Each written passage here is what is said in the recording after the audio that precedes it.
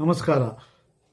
ಮಾನ್ಯ ಆರೋಗ್ಯ ಸಚಿವರಾದಂಥ ದಿನೇಶ್ ಗುಂಡೂರಾವ್ ಅವರೇ, ಇವತ್ತಿನ ಅನೇಕ ಸುದ್ದಿವಾಹಿನಿಗಳಲ್ಲಿ ನಿಮ್ಮ ಕನ್ನಡದ ಪ್ರೇಮದ ಬಗ್ಗೆ, ಕನ್ನಡಿಗರ ಹಿತಾಸಕ್ತಿ ಬಗ್ಗೆ ಹಲವಾರು ಸುದ್ದಿಗಳು ಬಂತು.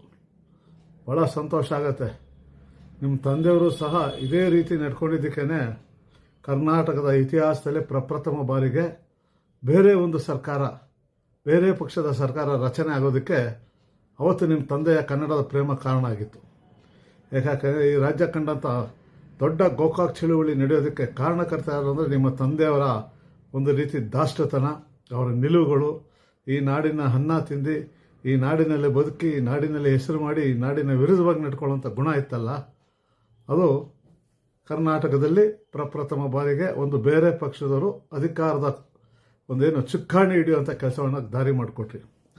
ಇವತ್ತು ಎಲ್ಲ ಒಂದು ಕಡೆ ನೀವು ಆ ನಿಟ್ಟಿನಲ್ಲಿ ಒಂದಷ್ಟು ತಮಿಳರ ಪರ ನಿಂತ್ಕೋತೀರಾ, ತಮಿಳರ ಕೆಲಸ ಕಾರ್ಯಗಳನ್ನ ಸಮರ್ಥಿಸ್ಕೋತೀರಾ, ಕನ್ನಡ ವಿರೋಧಿತನವನ್ನು ಸಮರ್ಥಿಸ್ಕೋತೀರಾ, ತಪ್ಪೇನು ಅಂತಕ್ಕಂಥ ಉದಾಸೀನ ಮನೋಭಾವದ ಉತ್ತರಗಳನ್ನ ಕೊಟ್ಕೊಂಡು ಬಂದಿದ್ದೀರಾ. ಅದೇ ಇವತ್ತು ಭಾಳಷ್ಟು ತಮಿಳರು ಬದಲಾವಣೆ ಆಗಿದ್ದಾರೆ. ಅವರು ಕನ್ನಡದ ಅಸ್ಮಿತೆಗೆ ಬೆಂಗಳೂರಿನಲ್ಲಿ ಬಂದಿದ್ದಾರೆ. ಕನ್ನಡದ ಹೋರಾಟಗಳಲ್ಲಿ ಅವರು ಭಾಗಿಯಾಗ್ತಿದ್ದಾರೆ. ಒಂದು ಕಡೆ ಅದೆಲ್ಲ ಕೊನೆ ಆಯಿತು ಅಂತ ಭಾವಿಸ್ಕೊಂಡ್ರೆ ಇತ್ತೀಚೆಗೆ ಹೊಸ ವಾರ್ತೆ ಶುರು ಮಾಡಿದ್ದೀರಾ. ನಿಮ್ಗೆ ಇತಿಹಾಸ ಗೊತ್ತಿಲ್ವಾ? ದೂರದರ್ಶನ ಕೇಂದ್ರದಲ್ಲಿ ಉರ್ದು ವಾರ್ತೆಯನ್ನು ಪ್ರಾರಂಭ ಮಾಡಿದಾಗ ಎಷ್ಟು ಜನರ ಪ್ರಾಣಹಾನಿಗಳಾಯಿತು, ಎಷ್ಟು ಜನರಿಂದ ಇದರಿಂದ ರಾಜ್ಯದಲ್ಲಿ ಗೊಂದಲ ಸೃಷ್ಟಿಯಾಯಿತು. ಈ ರಾಜ್ಯದಲ್ಲಿ ಏನು ಎರಡನೇ ಅಧಿಕೃತ ಭಾಷೆನ ಉರ್ದು ಭಾಷೆ, ಯಾರಾದರೂ ಮುಸಲ್ಮಾನರು ಬಂದು ನಿಮ್ಗೆ ಅರ್ಜಿ ಹಾಕಿದಾರಾ ಈ ಭಾಷೆನ ಎರಡನೇ ಭಾಷೆ ಮಾಡಿ ಅಂತ? ಈ ಭಾಷೆನ ಈ ರಾಜ್ಯದಲ್ಲಿ ಎಲ್ಲರೂ ಕಲಿಬೇಕು ಅನ್ನೋ ರೀತಿ ಮನೋಭಾವನೆಯನ್ನು ಉಂಟು ಮಾಡ್ತಾ ಇದ್ದಾರೆ ನೀವು. ಕರ್ನಾಟಕದಲ್ಲಿ ಕನ್ನಡವೇ ಸಾರ್ವಭೌಮ, ಕನ್ನಡ ಭಾಷೆಯೇ ಅಧಿಕೃತ ಭಾಷೆ, ಕನ್ನಡ ಭಾಷೆಯೇ ಆಡಳಿತ ಭಾಷೆ ಕಾಟಾಚಾರಕ್ಕೆ ಹಾಕೊಂಡು ಅರಿತಿದ್ದೀರಾ ನೀವು ಸರ್ಕಾರದಲ್ಲಿ. ಕನ್ನಡ ರಾಮಯ್ಯ ಅಂತಾರೆ, ಒಂದು ಕನ್ನಡದ ಪರ ನಿಂತಿಂದ ನಾವು ನೋಡಲಿಲ್ಲ. ನೀವೆಲ್ಲ ಆರೋಗ್ಯ ಮಂತ್ರಿ, ಜನಪರವಾಗಿ ಕೆಲಸ ಮಾಡ್ತಿದ್ದೀರಾ, ಜನಪರವಾಗಿ ಇದ್ದೀರಾ, ಇದು ಯೋಗ್ಯವಾದ ಮಂತ್ರಿ ಅಂತ ಭಾವಿಸ್ಕೊಂಡ್ರೆ ನೀವೇನ್ರಿ ಉರ್ದು ಆಹ್ವಾನ ಪತ್ರಿಕೆಯನ್ನು ಪ್ರಕಟಿಸೋದು? ಉರ್ದು ಆಹ್ವಾನ ಪತ್ರಿಕೆ ಬೇಕು ಅಂತ ಯಾರಾದರೂ ಮುಸಲ್ಮಾನರು ದುಂಬಾಲ್ ಬಿದ್ದರೆ ಅವ್ರಿಗೆ ಪಾಕಿಸ್ತಾನಕ್ಕೆ ಕಳಿಸಿ, ಇಲ್ಲ ಅಫ್ಘಾನಿಸ್ತಾನಕ್ಕೆ ಕಳಿಸಿ.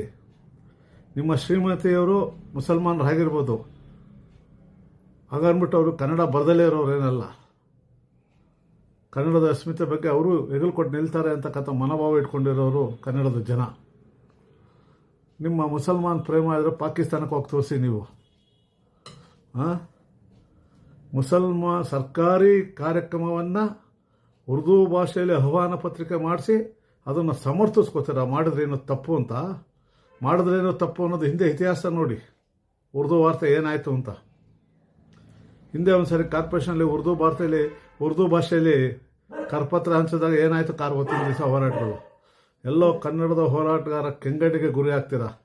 ಸವಾಲಾಗಿ ಸ್ವೀಕರಿಸ್ಬೇಡಿ. ಈಗಲೇ ತಪ್ಪನ್ನು ಹೊರತು ಉರ್ದು ಭಾಷೆಯಲ್ಲಿರ್ತಕ್ಕಂಥ ಆಹ್ವಾನ ಪತ್ರಿಕೆಯನ್ನು ರದ್ದು ಮಾಡಿದ್ದೀವಿ. ಇದು ಅಚಾತುರ್ಯ ಆಗಿದೆಯೋ, ಇಲ್ಲ ನಿಜವಾಗ್ಲೂ ಮಾಡಿದ್ದೀರೋ, ಇಲ್ಲ ನಿಜವಾದ ಉರ್ದು ವಾರ್ತೆ ಮುನ್ನೆಲೆ ತಂದು ಮತ ಬ್ಯಾಂಕ್ಗೋಸ್ಕರ ಈ ನಾಟಕಗಳು ಆಡ್ತಿದ್ದೀರೋ, ಅದು ಅರಿವಾಗಬೇಕು ಅಂದರೆ ಸ್ಪಷ್ಟನೆಯನ್ನು ಕೊಡಬೇಕು ನೀವು.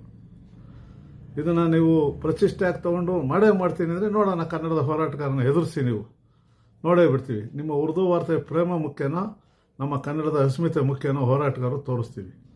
ಎಲ್ಲೋ ಗೌರವಗಳು ಇಟ್ಕೊಂಡಿದ್ದೀವಿ ನಿಮ್ಮ ಬಗ್ಗೆ, ಕೆಡಿಸ್ಕೊಬೇಡಿ.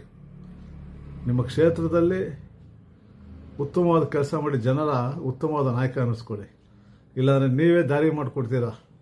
ಹೆಂಗೆ ನಿಮ್ಮ ತಂದೆ ಬೇರೆ ಪಕ್ಷ ರಾಜ್ಯದಲ್ಲಿ ಚುಕ್ಕಾಣಿ ಹಿಡಿಯೋಕ್ಕೆ ದಾರಿ ಮಾಡಿದ್ರು, ಹಂಗೆ ನಿಮ್ಮ ಕ್ಷೇತ್ರದಲ್ಲಿ ಬೇರೆ ಪಕ್ಷದವರು ಜನಪ್ರತಿನಿಧಿ ಆಗೋದಕ್ಕೆ ನಿಮ್ಮ ಈ ನಡವಳಿಕೆಗಳು ಕಾರಣ ಆಗುತ್ತೆ. ಅದಕ್ಕೆ ದಾರಿ ಆಗ್ತೀರಾ. ಕನ್ನಡದ ಪಟಾಲಂಗಳೇ, ಅವರ ಹಿಂಬಾಲಕರೇ, ನಿಮ್ಮ ತಾಯಿಯ ಸ್ವಾಭಿಮಾನವನ್ನು ಅಡಿಟ್ಟು ಅವ್ರ ಜೊತೆಲಿ ನಿಲ್ಲಬೇಡಿ. ಅವ್ರಿಗೆ ತಿಳಿ ಹೇಳಿ, ಕೂಡಲೇ ಕನ್ನಡದ ಭಾಷೆಯಲ್ಲಿ ಮಾತ್ರ ಆಹ್ವಾನ ಪತ್ರಿಕೆ ಇರಬೇಕು. ಇದು ಪಾಕಿಸ್ತಾನ ಅಲ್ಲ, ಬಾಂಗ್ಲಾದೇಶ ಅಲ್ಲ, ಅಫ್ಘಾನಿಸ್ತಾನ ಅಲ್ಲ, ಇದು ಕರ್ನಾಟಕ, ಕನ್ನಡ ನಾಡು, ಕನ್ನಡದ ಅಸ್ಮಿತೆ, ಕನ್ನಡದ ಸಾರ್ವಭೌಮತೆ, ಕನ್ನಡದ ಇತಿಹಾಸ, ಇದನ್ನೆಲ್ಲ ಸ್ವಲ್ಪ ಹೇಳಿ ಕೂಡಲೇ ಇದನ್ನು ರದ್ದು ಮಾಡಿಸಿ. ವೈಯಕ್ತಿಕವಾಗಿ ಅವ್ರ ಬಗ್ಗೆ ಗೌರವ ಇದ್ದರೂ ನಾವು ಕನ್ನಡದ ಅಸ್ಮಿತೆಗೆ ಧಕ್ಕೆ ಬಂದಾಗ ಯಾರಾದರೂ ಸರಿ ನಮಗೆ ಲೆಕ್ಕಕ್ಕಿಲ್ಲ. ಇದನ್ನು ಸ್ಪಷ್ಟೀಕರಿಸ್ತಾ ಈ ಉರ್ದು ಭಾಷೆಯಲ್ಲಿ ಆಹ್ವಾನ ಪತ್ರಿಕೆ ಏನು ಪ್ರಕಟಿಸಿದಿರ ಕೂಡಲೇ ರದ್ದಾಗಬೇಕು, ಕನ್ನಡಿಗರ ಕ್ಷಮೆ ಕೇಳಬೇಕು ಅಂತಕ್ಕಂಥ ಒತ್ತಾಯವನ್ನು ಈ ಮುಖಾಂತರ ತಿಳಿಸೋಕ್ಕೆ ಇಚ್ಛೆ ಪಡ್ತೀವಿ. ಜನರ ಪ್ರೀತಿ ಜನರು ನಿಮ್ಮನ್ನು ದಿನೇಶ್ ಗುಂಡೂರಾವ್ ಅಂತಾರೆ. ಆ ಪದವನ್ನು ಕಳ್ಕೊಂಬಿಡಿ. ನಮಸ್ಕಾರ.